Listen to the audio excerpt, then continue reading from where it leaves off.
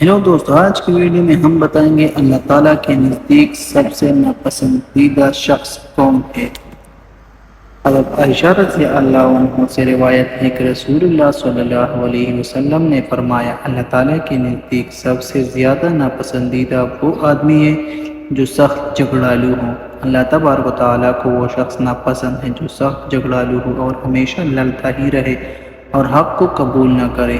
اللہ تعالیٰ بہت زیادہ جھگڑا اور حجت کرنے والوں سے نفرت کرتا ہے۔ نمبر 2، مظلوم شخص کا اپنے حق کے لیے شدید دلائل اور قانونی کارروائی کی بنیادوں پر بحث کرنا برا نہیں ہے اور مظلوم بحث اور حجت کے دائرے میں نہیں آتا۔ نمبر 3، انسان جب بحث کرے تو اس کے پاس کوئی دلیل ہونی چاہیے تاکہ اپنا حق حاصل کر سکے اور نوبت جدال کی حد تک نہ جائے۔